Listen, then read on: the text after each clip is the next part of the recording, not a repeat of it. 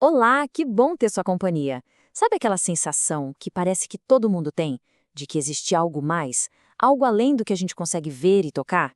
Em todo lugar, em toda época, o ser humano olha para o céu estrelado ou para dentro de si e pensa: puxa, será que é só isso mesmo? Essa busca por um sentido maior é daí que a gente parte hoje. É uma pergunta e tanto, não é? Os teólogos têm até um nome para isso, um nome chique, sensus divinitatis. Basicamente, é a ideia de que a gente já vem de fábrica como espécie de radar para Deus. Uma consciência, mesmo que bem sutil, de que existe algo ou alguém superior.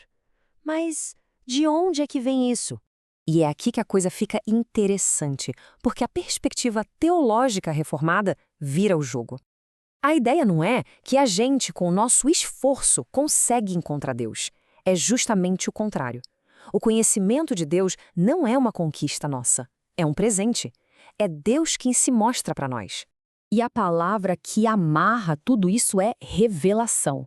Pensa só, não é uma descoberta científica, não é uma conclusão filosófica, é comunicação.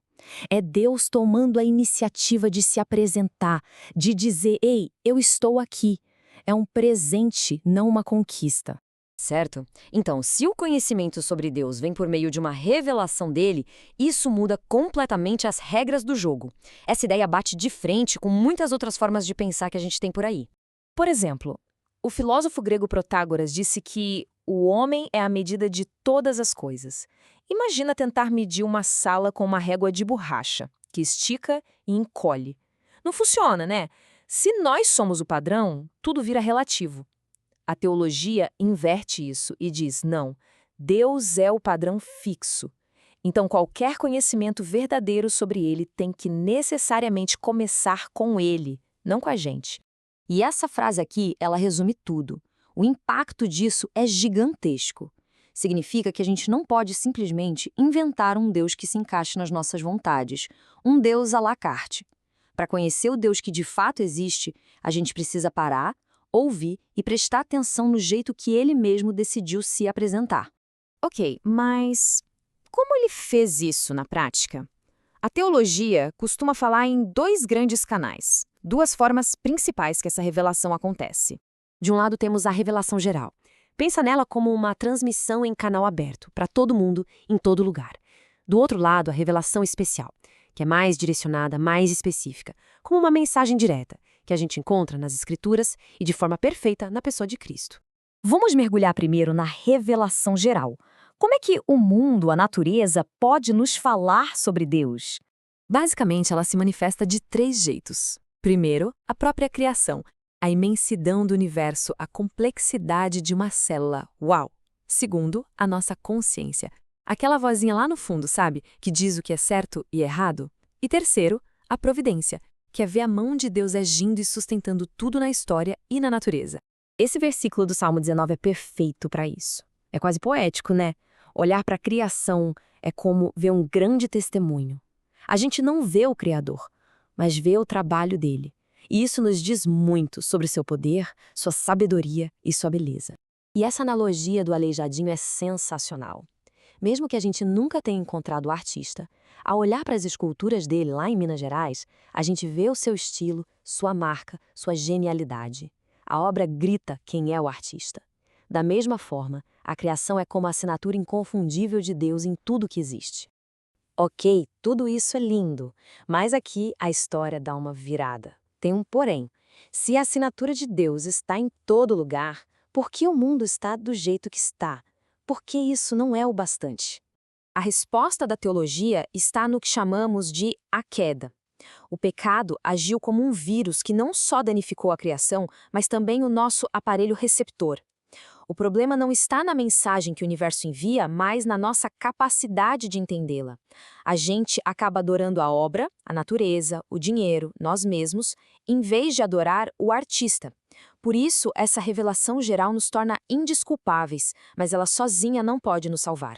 E é exatamente por isso que a gente precisa de algo mais claro, mais direto, mais pessoal.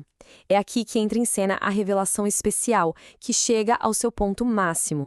Pensa em tudo que veio antes: a criação, a consciência, A história de Israel, os profetas, tudo isso era como uma série de placas na estrada, todas apontando para o mesmo destino, para um único grande acontecimento.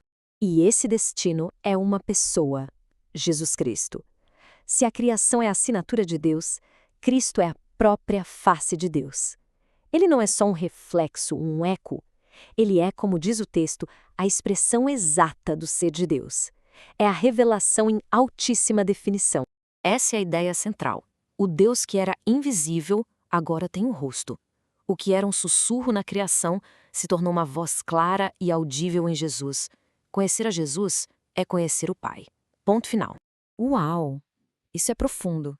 Mas a pergunta que não quer calar é: e daí? Como é que essa teologia toda sai do livro e entra na nossa vida real, no nosso dia a dia? A resposta é que a gente não precisa mais inventar como agradar a Deus. O modelo já foi dado. No casamento, o padrão é o amor de Cristo pela igreja.